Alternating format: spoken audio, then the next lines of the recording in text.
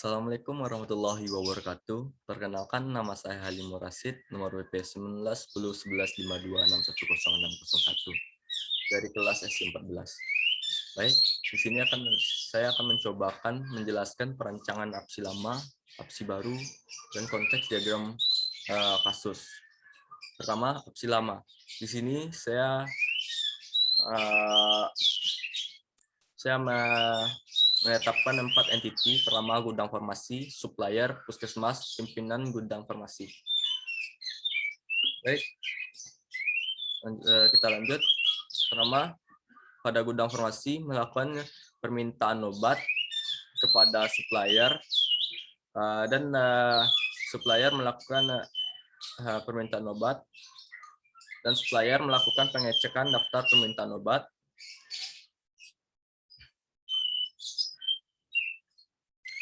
Dari gudang farmasi dan melakukan pengiriman obat kepada gudang farmasi. Dan gudang farmasi menerima pengiriman obat dari supplier dan melakukan pengecekan obat, data obat,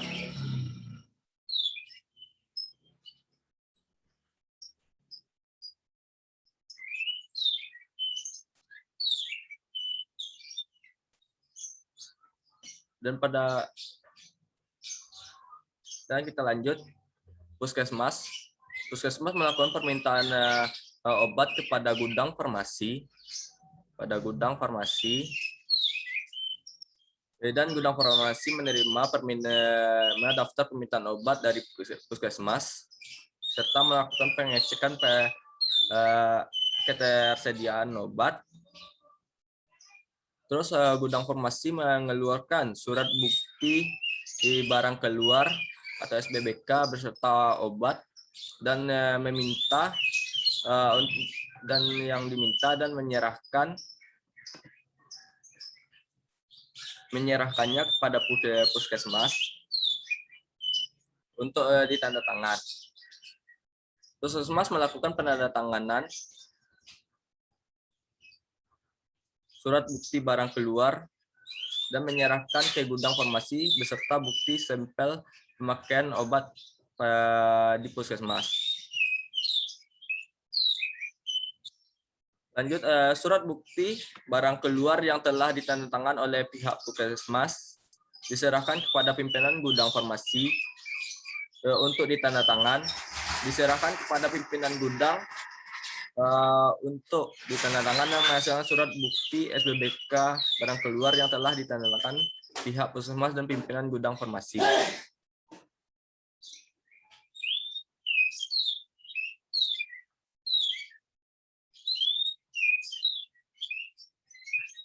Setelah itu, gudang farmasi melakukan pembuatan laporan persediaan yang dirangkap 2 dan dilanjutkan menjadi laporan persediaan dan diserahkan kepada pimpinan gudang farmasi.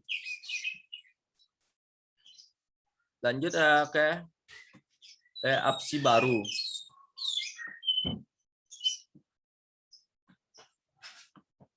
Sama seperti APSI lama, tapi ini sedikit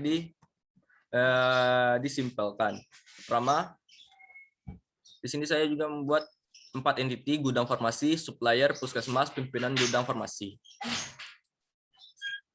Pertama, gudang farmasi melakukan permintaan obat kepada supplier, dan supplier melakukan pengecekan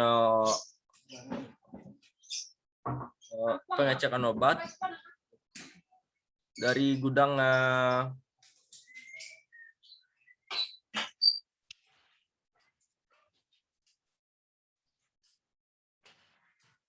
farmasi, dan supplier melakukan pengiriman obat kepada gudang farmasi. Gudang farmasi menerima pengiriman obat dari supplier dan melakukan pengecekan data obat.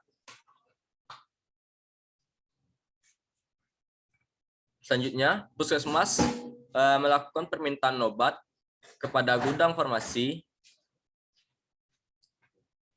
dan gudang farmasi menerima daftar permintaan obat dari puskesmas serta melakukan pengecekan kesediaan obat.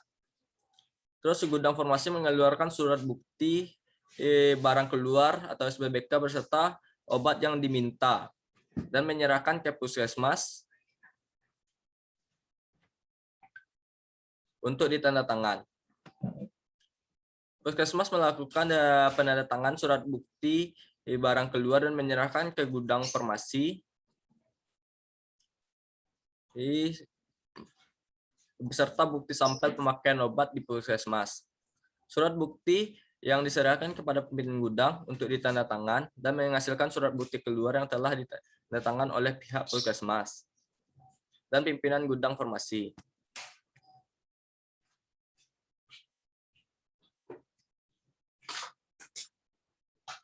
Gudang farmasi melakukan membuat laporan persediaan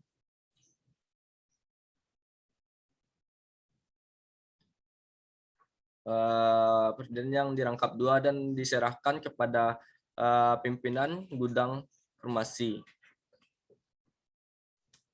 Selanjutnya, konteks diagram kasus. Bisa dilihat, ini konteks diagram kasus yang telah saya buat. Lebih kurangnya mohon dimaafkan. Assalamualaikum warahmatullahi wabarakatuh.